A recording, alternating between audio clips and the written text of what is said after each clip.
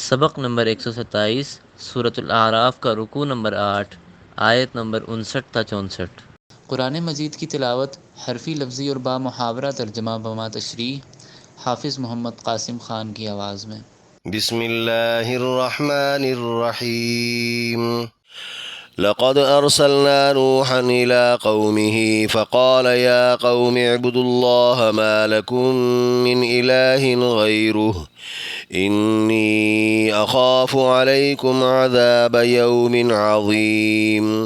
لقد ارسلنا تحقیق بھیجا ہم نے نوحا الی قومہ نوح کو اس کی قوم کی طرف، فقالا تو کہا اس نے، یا قوم اعبدوا اللہ اے میری قوم بندگی کرو تم اللہ کی، ما نہیں ہے لکم تمہارے لیے، من الہ کوئی معبود، غیرہ اس کے علاوہ، انی بے شک میں، اخاف خوف رکھتا ہوں، علیکم تم پر، عذاب یوم عظیم بڑے دن کے عذاب کا۔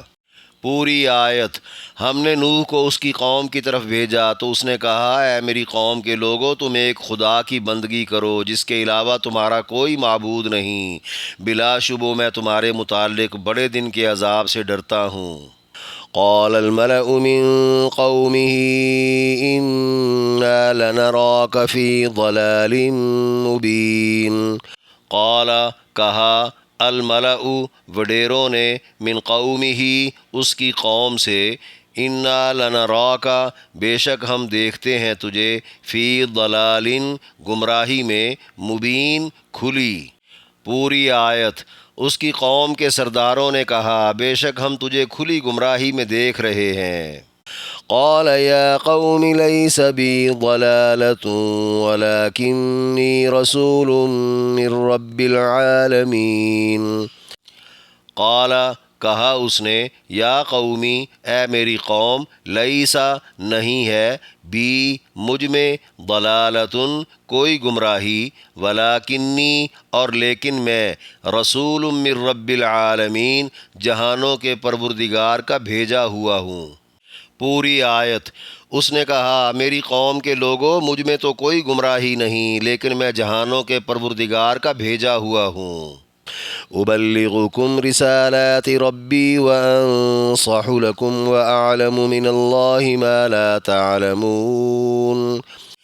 ابلغکم میں پہنچاتا ہوں تمہیں، رسالاتی پیغامات، ربی اپنے رب کے، وانصح اور نصیحت کرتا ہوں میں، لکم تمہارے لیے، واعلم اور جانتا ہوں میں، من اللہ اللہ سے، ما وہ جو، لا تعلمون نہیں تم جانتے۔ پوری آیت۔ تمہیں اپنے پروردگار کے پیغام پہنچاتا ہوں اور تمہیں نصیحت کرتا ہوں، اور اللہ کی طرف سے جو کچھ میں جانتا ہوں تم نہیں جانتے۔ اوعجبتم ان جاءکم ذکر من ربکم علی رجل منکم لینذرکم ولتتقوا ولعلکم ترحمون۔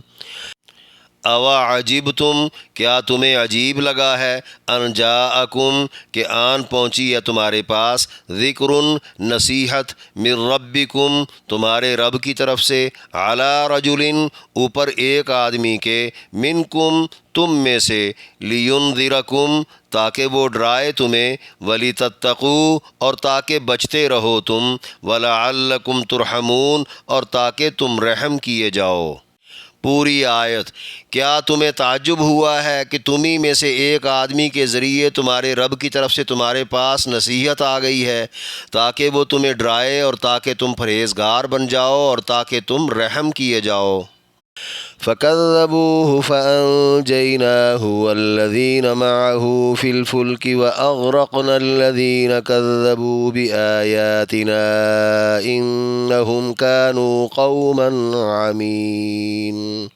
فَكَذَّبُوهُ جھٹلا دیا انہوں نے اس کو، فَأَنْجَيْنَاهُ تو نجات دے دی ہم نے اس کو، وَالَّذِينَ اور ان لوگوں کو جو مَعَهُ ساتھ اس کے، فِي الْفُلْكِ کشتی میں، وَأَغْرَقْنَا اور غرق کر دیا ہم نے، الَّذِينَ ان لوگوں کو جو کذبوا جھٹلا دیا انہوں نے، بِآیاتِنَا ہماری آیتوں کو، اِنَّهُمْ كَانُوا بے شک تھے وہ، قومًا عمین اندھی قوم۔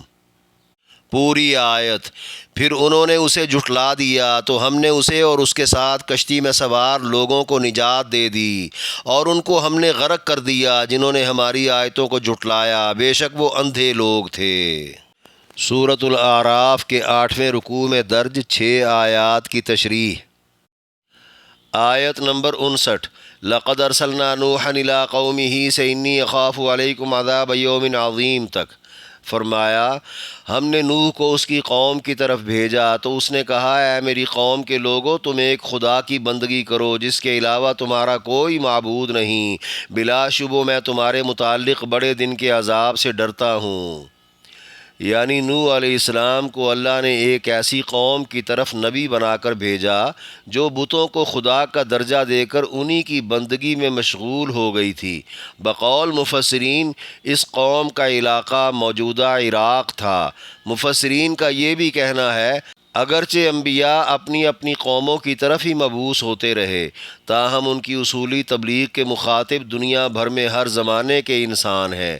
قرآن میں انبیاء کے حالات و واقعات کا تذکرہ اسی دعوت کی بنیاد پر ہے کہ اگر شرک چھوڑ کر خالص اللہ کی بندگی نہ کی گئی تو پھر بڑے دن کے یعنی قیامت کے عذاب کا اندیشہ ہے۔ 950 سال کی طویل تبلیغ کے بعد قوم نوح نے جب یہ دعوت ٹھکرا دی تو سوائے کشتی کے سواروں کے باقی ساری قوم دنیا میں ہی غرق ہو گئی۔ روایات کے مطابق دنیا میں جو سب سے بلند پہاڑ تھا اس سے تقریباً 22 ہاتھ پانی اوپر پہنچ گیا تھا۔ بقول جملہ محدثین و مفسرین آدم علیہ السلام کی ساری اولاد توحید پرست تھی۔ ان میں کچھ اولیاء اللہ تھے جن کی وفات کے بعد ان کے عقیدت مندوں نے پہلے ان کی تصویریں بنا بنا کر بطور تبرک گھروں میں رکھیں، پھر مجسمے اور مورتیاں بنا ڈالیں۔ آنے والی نسلیں بھول گئیں کہ وہ انسان ہی تھے۔ انہوں نے ان مورتیوں اور مجسموں کو ہی خدا سمجھ لیا۔ قرآن نے ان بزرگوں میں سے 5 کے نام ود، سواع، یغوث، یعوق اور نصر بتائے ہیں۔ بقول ابن ابی حاتم ان میں سب سے پہلے بزرگ حضرت ود تھے۔ لوگوں کو شرک سے ہٹا کر پھر سے توحید سمجھانے کے لیے سب سے پہلے جس نبی کو بھیجا گیا وہ نوح علیہ السلام ہی تھے۔ آدم علیہ السلام کو دنیا سے رخصت ہوئے 10 صدیاں بیت چکی تھیں۔ بحوالہ بخاری بروایت بی بی عائشہ رضی اللہ عنہا، ام المومنین حضرت ام سلمہ اور حضرت ام حبیبہ نے نبی علیہ السلام کو بتایا کہ انہوں نے ملک حبشہ میں ایک خوبصورت گرجا دیکھا جس میں تصاویر آویزاں تھیں، تو نبی علیہ السلام نے فرمایا اس قوم میں جب کوئی نیک انسان فوت ہو جاتا تو وہ لوگ اس کی قبر کو سجدہ گاہ بنا لیتے اور اس کی تصویر کو عبادت گاہوں میں رکھ لیتے۔ یہ اللہ کی مخلوق میں بدترین لوگ ہیں۔ آیت نمبر 60۔ قال الملأ من قومه انا لنراك في ضلال مبین۔ فرمایا اس کی قوم کے سرداروں نے کہا بے شک ہم تجھے کھلی گمراہی میں دیکھ رہے ہیں۔ یعنی نوح علیہ السلام کی زبانی خدا کا پیغام سن کر قبول کرنے کی بجائے قوم کے سرکردہ لوگوں نے الٹا نوح علیہ السلام کو ہی گمراہ قرار دے دیا۔ لفظ الملأ ایسے با اثر لوگوں کی جماعت کو کہا جاتا ہے جب وہ کسی معاملے پر جمع ہوں تو ان کا حسن و جمال اور جاہ و جلال دیکھ کر لوگ متاثر ہو جائیں۔ عوام کے ذہنوں میں سرکردہ لوگوں، سرداروں، وڈیروں، چودھریوں، نوابوں اور خانوں کی شان و شوکت بالکل ایسی ہی ہوتی ہے جس سے عوام مرعوب اور مجبور ہو جاتے ہیں، لیکن اللہ والے ان کے رعب و دبدبے میں ہرگز نہیں آتے۔ مشرک اور گمراہ قوم کا اپنے متفقہ فیصلے میں اللہ کے نبی کو گمراہ کہنا در حقیقت یہ ثابت کرتا ہے کہ جب کوئی غلط نظریہ اور عقیدہ عام ہو جائے تو اس کے مقابلے میں حق سچ بھی اجنبی ہو جاتا ہے، جسے قبول کروانے کے لیے 950 سال کا عرصہ بھی کم پڑ جاتا ہے۔ آیت نمبر 61 قال یا قوم لیس بی ضلالۃ ولکنی رسول من رب العالمین، فرمایا اس نے کہا میری قوم کے لوگوں، مجھ میں تو کوئی گمراہی نہیں، لیکن میں جہانوں کے پروردگار کا بھیجا ہوا ہوں، یعنی خدا کے سچے رسول میں گمراہی کا کوئی شائبہ تک نہیں ہو سکتا۔ نوح علیہ السلام کی طرف سے جواب میں کوئی اشتعال نہیں، حالانکہ سچ بولنے اور ہدایت کی بات کرنے والے کو جھوٹا اور گمراہ کہنا خواہ مخواہ مشتعل کر دیتا ہے، جبکہ پیغمبر نے انتہائی صبر و ضبط کے ساتھ مدبرانہ لہجے میں الزام کی نفی کر دی اور تعارف میں بھی شرکیہ عقیدے کی دھجیاں اڑا دیں کہ ہر کام کا الگ خدا نہیں ہوتا، بلکہ ایک ہی خدا سارے جہانوں کو پالتا ہے جس کا میں فرستادہ ہوں۔ آیت نمبر 62 ابلغکم رسالات ربی وانصح لکم واعلم من اللہ ما لا تعلمون، فرمایا تمہیں اپنے پروردگار کے پیغام پہنچاتا ہوں اور تمہیں نصیحت کرتا ہوں، اور اللہ کی طرف سے جو کچھ میں جانتا ہوں تم نہیں جانتے۔ یعنی خدا کا نبی ہونے کے ناطے نوح علیہ السلام نے قوم کو اپنی ذمہ داری خدائی پیغام پہنچانا بتا دی کہ پیغمبر خدا تعالیٰ کا عکس، پرتو یا اوتار وغیرہ نہیں ہوتا، جس طرح بعض نادان مشرکانہ تخیل کے ہیر پھیر میں پڑے رہتے ہیں۔ نبی تو فقط داعی اور مبلغ ہوتے ہیں، جن کا مقصد ہی تبلیغ کا حق ادا کرنا ہوتا ہے اور نصیحت بھی، جس میں خیر خواہی اور شفقت ہوتی ہے۔ گویا مخالف کے لیے بھی وہی پسند کرنا جو اپنے لیے پسند ہو، نبی کی یہی شان ہے۔ نبی کا علم کسبی نہیں بلکہ اللہ کا عطا کردہ ہوتا ہے، اسی لیے فرمایا جو میں جانتا ہوں تم نہیں جانتے۔ اس کا مطلب ہے کفر و شرک اور فسق و فجور پر ملنے والی سزاؤں سے میں واقف ہوں۔ آیت نمبر 63 اوعجبتم ان جاءکم سے ولعلکم ترحمون تک، فرمایا کیا تمہیں تعجب ہوا ہے کہ تمہیں میں سے ایک آدمی کے ذریعے تمہارے رب کی طرف سے تمہارے پاس نصیحت آ گئی ہے تاکہ وہ تمہیں ڈرائے اور تاکہ تم پرہیزگار بن جاؤ اور تاکہ تم رحم کیے جاؤ۔ یعنی نوح علیہ السلام چونکہ قوم کے ہی ایک فرد تھے، انسانوں میں سے ہی ایک انسان تھے، اس میں حیران ہونے والی بات نہیں کہ یہ خدا کا رسول کیسے بن گیا۔ قرآن میں مذکور ہر نبی کے قصے میں اس کی قوم کی طرف سے ایک ہی طرح کے اشکالات، اعتراضات اور مطالبے ملیں گے، حتیٰ کہ نبی علیہ السلام کے ساتھ بھی۔ پھر تمام انبیاء کے جوابات اور بیانات بھی ایک ہی جیسے ہیں۔ در حقیقت جہالت و گمراہی کی شکل بہت پرانی ہے، اس کے مقابلے میں انبیاء کی دعوت بھی ہمیشہ سے ایک جیسی ہی رہی ہے۔ انبیاء کی بشریت کو ان کی نبوتوں کے منافی سمجھ کر فرشتوں کے رسول بنائے جانے کا تقاضا کرنے والے ذرا سوچیں تو صحیح، انسان فرشتوں کی اتباع کیسے کر سکتے ہیں؟ دونوں کی تو فطرت ہی الگ الگ ہے۔ اور یہ بھی دیکھیں کہ اگر خدا آدم علیہ السلام کو زمینی خلافت کے لیے چن سکتا ہے تو اولاد آدم میں سے نبوت و رسالت کے لیے چند مخصوص لوگوں کا انتخاب کیوں نہیں کر سکتا، جن کے ذریعے خدا اپنے بیان، پیغام یا نصیحت کو عام لوگوں تک پہنچا دے، تاکہ لوگ سزائیں سن کر خدا کی بغاوت سے ڈر جائیں، تاکہ لوگ نیکی اور تقوی کا راستہ اختیار کر کے سزاؤں سے بچ جائیں۔